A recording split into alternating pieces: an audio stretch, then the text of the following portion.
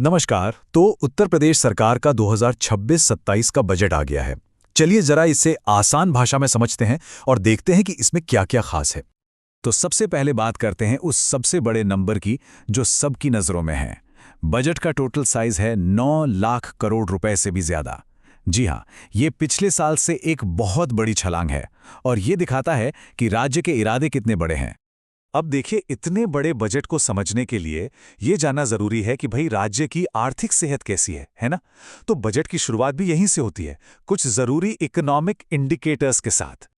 और इसमें सबसे पहला और जरूरी आंकड़ा है जीएसडीपी का, यानी ग्रॉस स्टेट डोमेस्टिक प्रोडक्ट। इसमें 13.4% की जबरदस्त ग्रोथ रेट दिखाई गई है। मतलब साफ है कि यूपी की इकोनॉमी रफ्तार पकड़ रही है। और देखिए, जब इकोनॉमी बढ़ती है तो इसका असर लोगों की जेब पर भी पड़ता है। आंकड़े यही बता रहे हैं। 2016-17 से लेकर अब तक यूपी में पर कैपिटा इनकम यानी हर व्यक्ति की औसत आय डबल से भी ज्यादा हो गई है। ये वाकई में एक बड़ा बदलाव है। इकोनॉमिक ग्रोथ के साथ साथ एक और अच्छी खबर है। बजट के मुताबिक राज्य में बेरोजगारी दर यानी अनएम्प्लॉयमेंट रेट अब घटकर सिर्फ 2.24% रह गया है। अच्छा, इकोनॉमी के अलावा लॉ एंड ऑर्डर की भी बात की गई है और यहां भी कुछ चौंकाने वाले आंकड़े हैं। 2016 के मुकाबले डकैती और लूट जैसे बड़े क्राइम में 85% से भी ज्यादा की कमी आई है। तो ये तो थी बजट की बड़ी तस्वीर। अब जरा अंदर चलते हैं और देखते हैं कि बजट के मुख्य पिलर्स क्या हैं। और पहला फोकस है किसान और महिलाएं, जो कि किसी भी प्रदेश की तरक्की की बुनियाद होते हैं। एग्रीकल्चर सेक्टर की बात करें तो सबसे बड़ी हेडलाइन है गन्ना किसानों को लेकर।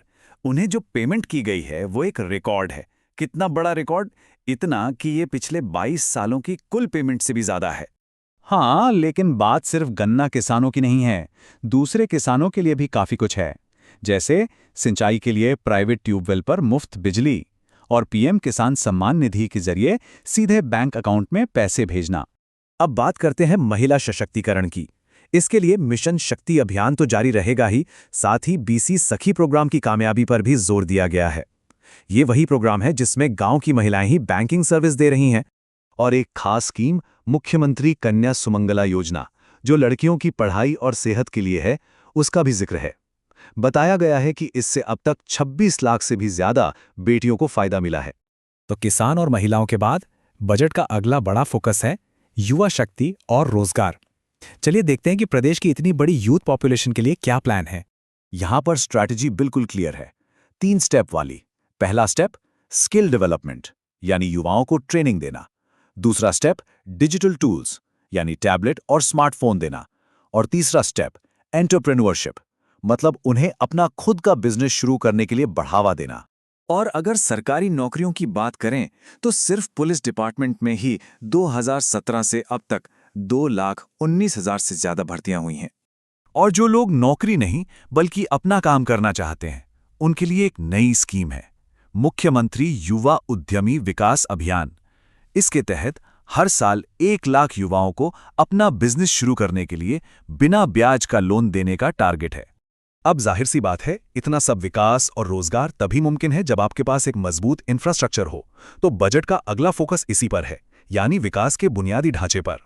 खासकर एनर्जी सेक्टर में एक बड़ा जंप देखने को मिला है। 2017 के मुकाबले थर्मल पावर जनरेशन बढ़ा है और साथ ही बिजली को एक जगह से दूसरी जगह भेजने की जो कैपेसिटी है वो भी काफी बढ़ गई है। मतलब पूरे राज्य में बिजली की सप्लाई अब और बेहतर हुई है।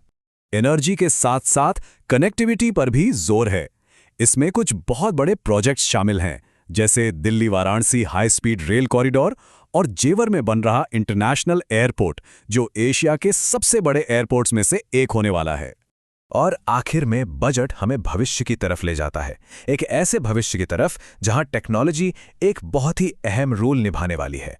और इस फ्यूचर विजन का सेंटर पीस है एक नया mission, Uttar Pradesh AI mission. जी हां, आर्टिफिशियल इंटेलिजेंस।